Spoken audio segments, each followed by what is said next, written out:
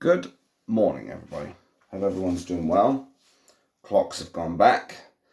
And by coincidence, my 1 hour stream has actually been put up there. So at least that's happened. So that's good. I thought I lost the 1 hour stream. And that would have really pissed me off, because that would have meant all my efforts up there would have been for nothing. But I digress. The truth is, I really was tanked out, and the battery drained so quick when I did the live stream. It's unreal, and I wanted to get more of the event, but unfortunately, obviously, things weren't meant to be. But I can't help that, unfortunately. Not much I can do about that shit. But I can safely say there was a lot of people up there. I don't think it would be a poor estimate to say that there was at least a couple of 100,000 up there, because there were groups that were having to be cordoned off. We had the group that I was in, which we ended up marching down the street, and then basically there was another group of people that were coming from Victoria Station that were coming along to join us as well. We had to have outside 10 Downing Street, that little screen, and then the whole street was bloody filled there. Then there was what was back at the little crossroads, and there was a whole bunch of people there, a whole bunch of people on the grass. There was so many people there. But I think you really need to be there to see it for yourself in order to get a true understanding of just how many people went out of their way to come down there. But I will say this much. The Independent were one of the first media outlets to say there was only a few hundred of us.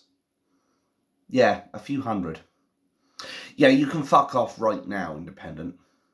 Because the thing is, nobody believes your bullshit anymore. You see, you may end up getting 20,000, 30,000 views. You may get a couple of thousand people read your fake news rag. But here's the thing. In your YouTube videos, just like the BBC, just like all the other mainstream media, they may get the views, but then when it comes down to the likes and the dislikes, they just get ratioed into the fucking ground. Because people understand that the media tends to say what they want us to believe and not tell the truth. Which, under Section 2 of the 2006 Fraud Act, they should be telling the truth. Because otherwise, if they're not telling the truth on what's going on, they are committing what's known as fraud by false representation. But of course, the mainstream media won't tell you this. You know the drill, folks, because say it with me. It doesn't suit the narrative. They don't want to tell us that there's a couple of 100,000 people who've made their way from all over the country to go down to London to celebrate with other people, to make new friends, to oppose Keir the Traitor Starmer and his traitor party. Sorry, I mean Labour Party. Or maybe I was right first time. The people that have gone out of their way to serve only their own self-vested interests rather than serve the interests of the British people. They would rather screw you, the indigenous ones, while letting in an unending tide of illegal immigrants that don't have any legal or human right to be here, and continue to appease Islam, who are basically calling for a caliphate worldwide, and they want Sharia law in every bloody country. They'd rather help them, rather than protect and serve every indigenous British person, because their civic duty, as I cannot stress enough, is protect the realm and protect all of its inhabitants, not one section. Keir the Traitor Starmer will always be known in my eyes as a sectarianist bastard. Always will be. And I will never apologise for that. The thing is, as well, I do have to take every moment that I'm still here as a blessing. Because there are people who said it exactly the way I say things. And then their channels just get deleted. Just like that. So, I guess I should be thankful that I'm still here. Maybe I'm just not high enough on their radar yet. I don't know. Or maybe they just bought a cheap one from Walmart. I don't know. Anyway, maybe I'm just not high enough on the radar for them. So maybe that's why I'm still here. But the way I look at it is we need more people who are prepared to call out Keir the Traitor Starmer and, of course, the treacherous media who would rather have us basically be trapped in the Matrix. They all want us on the blue pill. Well, we need to start dishing out red pills like they're candy. We need to start waking people up. And that's the whole point of that rally. I don't know what happened for the other few hours of that rally because I left at around 3:30 because I said, I just completely tanked. I really did. But I can say this much. There were all sorts of speakers up there. Even people I didn't really know all that well. There was a priest that spoke out up on stage. There was, of course, Richard Inman. There was Paul Thorpe. There was Maya Toosey. There was Carl Benjamin. There was, I think, Liam Tufts, I believe his name is. I can't remember off the top of my head. So forgive me, Liam, if I've butchered your name. But there were more people speaking out as well. And, of course, most importantly, people remembered Peter Lynch. People, there was a point at that live stream that I did where everything just went quiet for a minute. That wasn't because the sound wasn't working. It wasn't because my phone was acting up. It was because we were all observing a minute of silence. And we did that for Peter Lynch. We did that to remember him. Because at the end of the day, Peter Lynch is a political martyr at this point. Keir the Traitor Starmer made a grave mistake when he had his judiciary decide, well, you know what? Let's go after the English men and women of this country. He made a grave mistake when he decided to say, you know what?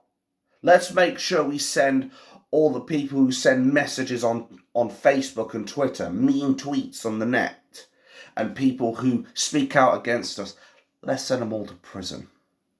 I wonder how that's going to work in the next 2 or 3 years, if you're even around that long.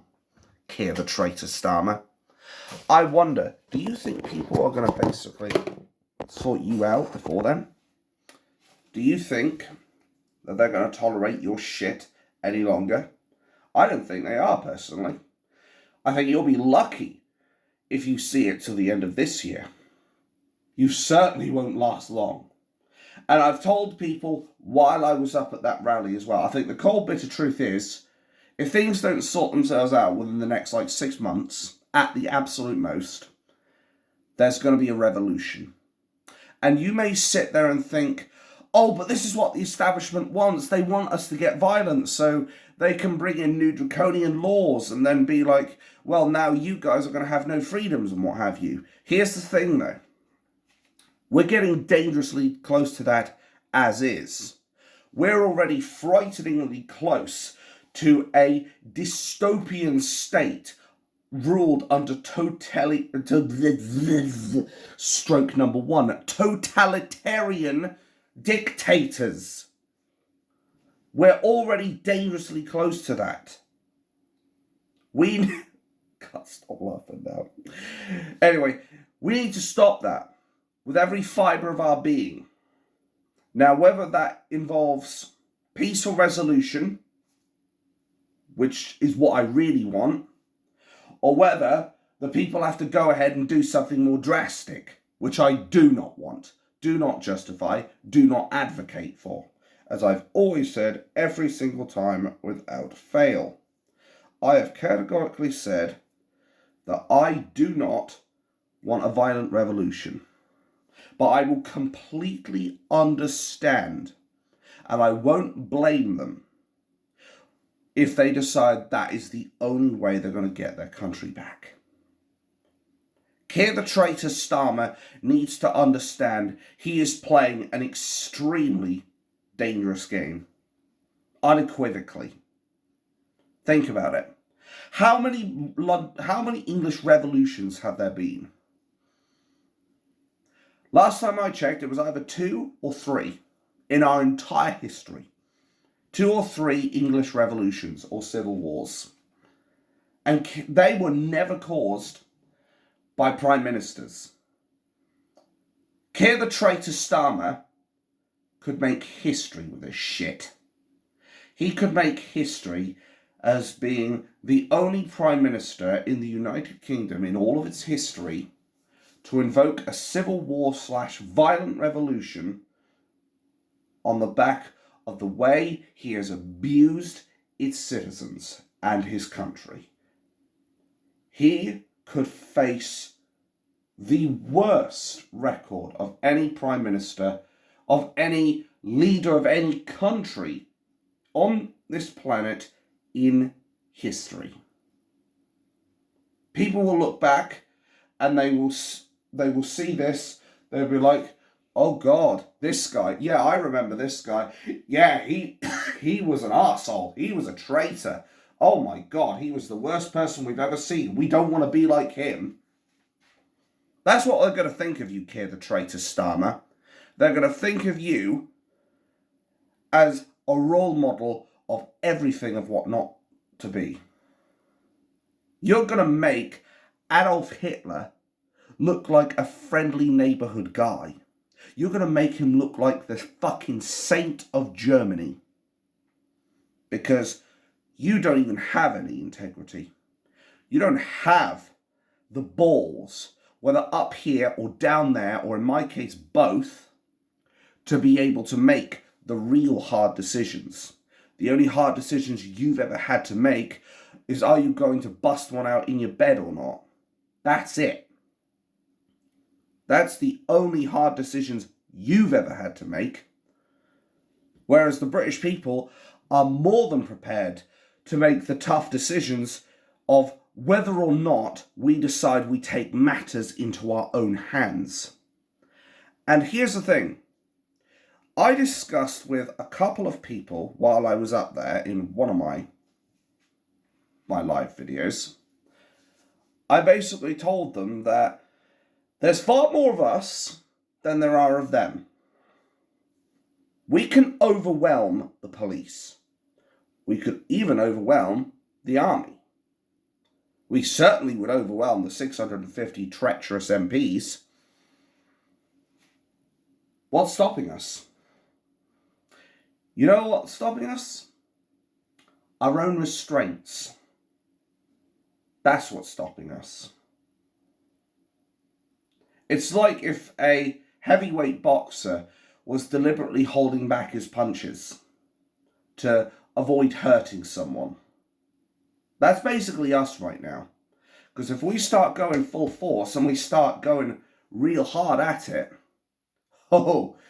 it's going to be a first round knockout. Keir the Traitor Starmer would hit the canvas just like that. He would have no chance. The police wouldn't stand a chance. The army wouldn't stand a chance.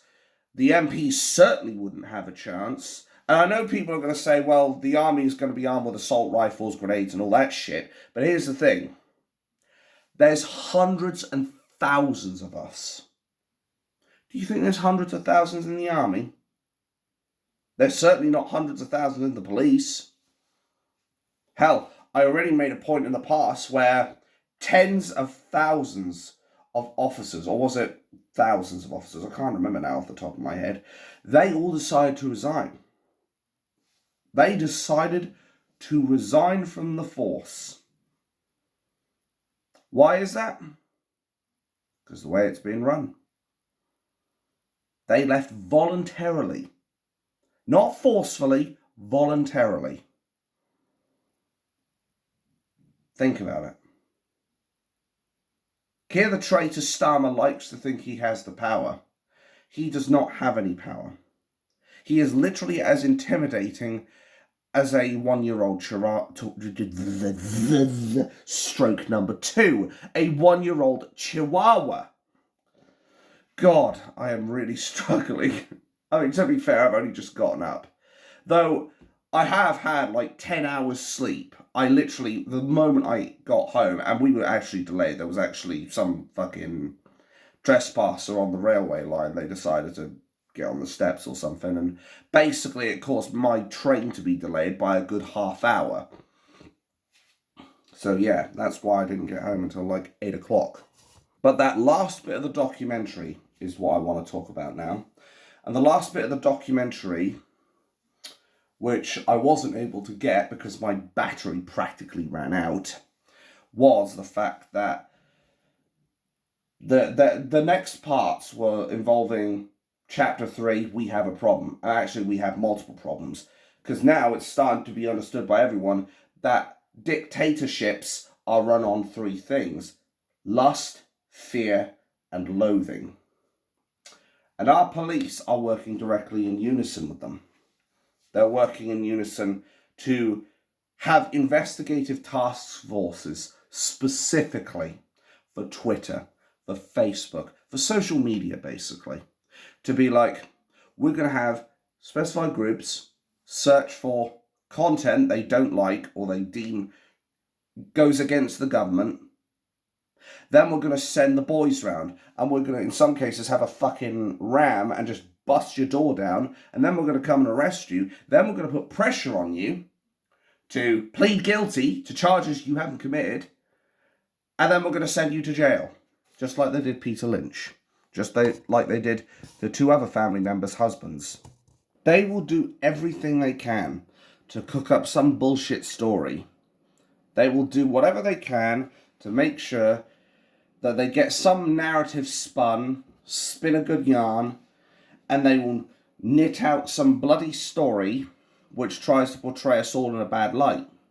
But the trouble is, the mainstream media don't have that one crucial bit of information, one crucial factor in their stories. It's called facts.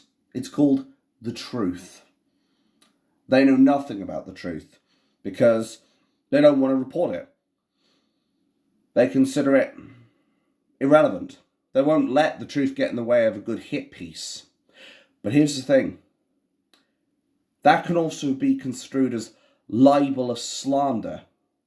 Because if they're going out of their way, as they've always done, to label people like you and people like me as far right or extremists for caring about your country, for being fed up of 2-tier policing, 2-tier judiciaries, and of course the tide of illegal immigrants that want to turn our country into the same third world shitholes that they come from, then they consider us extremists in that regard.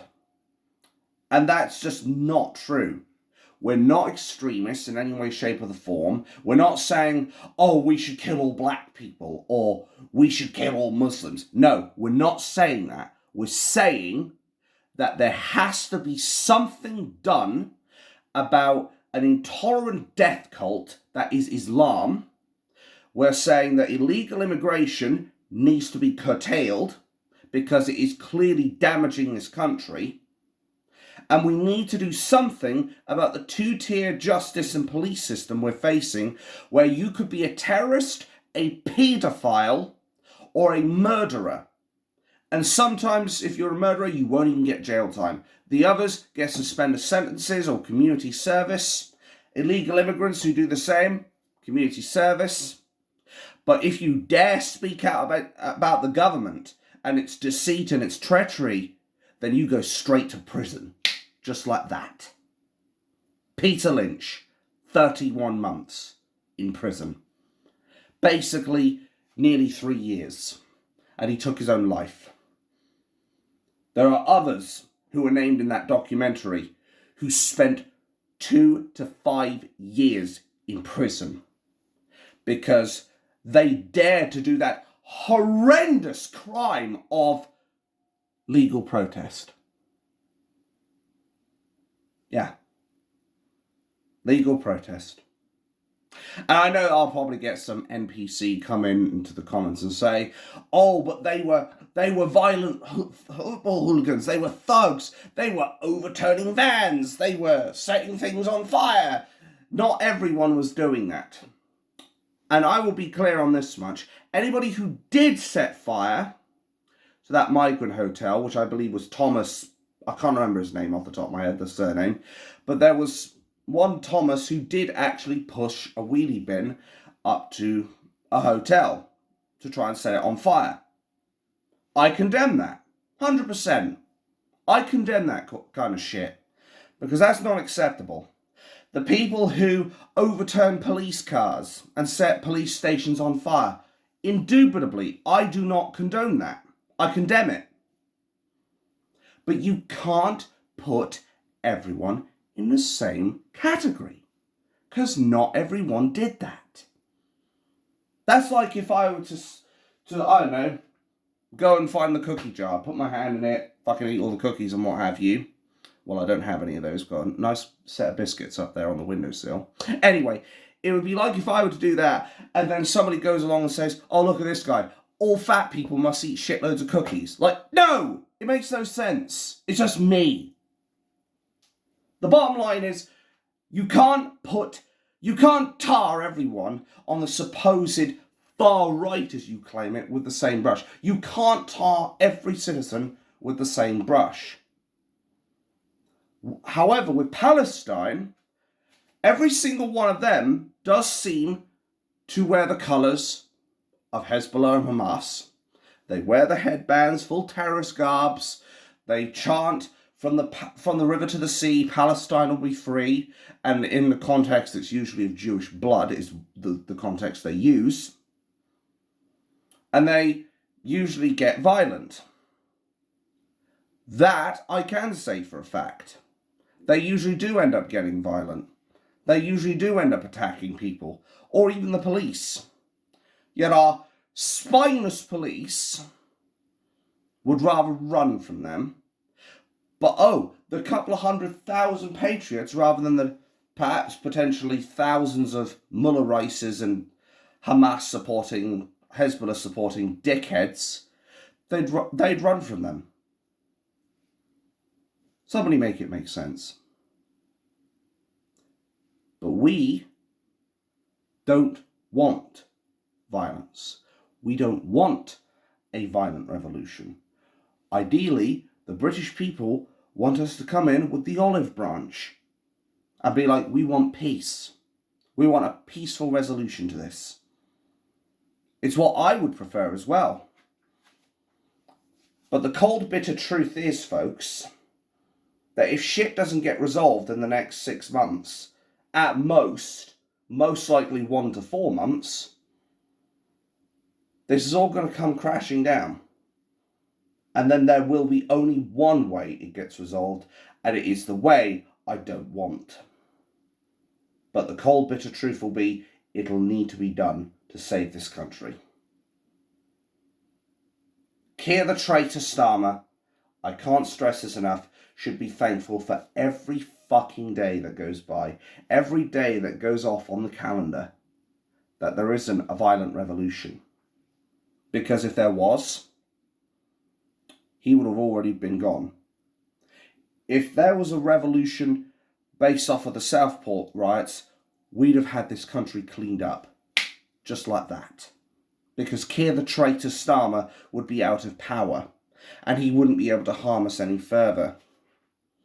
We need a populist, patriotic party in power. And the only way we're getting that is through UKIP. That's the bottom line on that front. I know there are going to be people who think, but Nigel Farage was the one who got us Brexit. Nigel Farage was the one who pushed the positive argument for that and got us the Brexit vote in the first place. Yeah, he may have done, and I will always be thankful for him giving us the Brexit vote. Here's the thing, though. After the Brexit vote, his popularity has been declining. And there are people in the Reform Party who I used to look up to. Hell, Anne Widdecombe was one of them. And I consider her like a titan of politics and common sense thinking. But she got it completely wrong when she decided to label Peter Lynch as a rioter because he held a placard. No, Anne Widdecombe, holding a placard does not make you a rioter. Smashing up windows, smashing up shop windows, smashing up cars, overturning vehicles, setting buildings on fire, that makes you a rioter. Not holding a fucking piece of wood and card. So, Anne Widdecombe, I implore you to come out and apologise regarding Peter Lynch. I implore you to come out and, I don't want to say man up because you're a woman, woman up and apologise to the British people for calling Peter Lynch a rioter. Because that is slander, defamation. And I'm sure Peter Lynch would have taken you to court over that. Have you got the balls, whether up here or down there, or in my case both, to actually make that decision? I guess only time will tell. But the police, they don't understand that the more they go against the British people, the more resistance they're going to be met with. The more blatant their two-tier policing will show up. The more obvious to those that are fast asleep that there are significant problems with our police force and our establishment. People may not want to accept that. But that is a cold, bitter pill that you most definitely will swallow. I had to. Tommy Robinson had to. Mark Toosey and Paul Thorpe had to. Ordinary indigenous Brits had to. So it's time for you to also swallow that bitter pill. You may not like it. You may want to spit it out. But you won't be able to. Keir the Traitor Starmer and his stormtroopers and his shill media will do everything they can now to silence people of significant influence. Everything they can. Because they do not want the truth getting out. They fear the truth. They fear the truth because it goes and it potentially disrupts their lust for power and their loathing for the British people. But if we continue to oppose these guys, eventually we'll have the capacity to take out the trash and place it in the dustbin of history. And when that garbage truck comes along, it'll take the trash away to some place where it'll be forgotten. Never forget that. Keir the Traitor Starmer is on borrowed time right now. And unfortunately, this is not something you can buy with currency. This is something that you barely cling on to. Keir's time is running out. And before long, the grains of sand in that hourglass will finally run dry.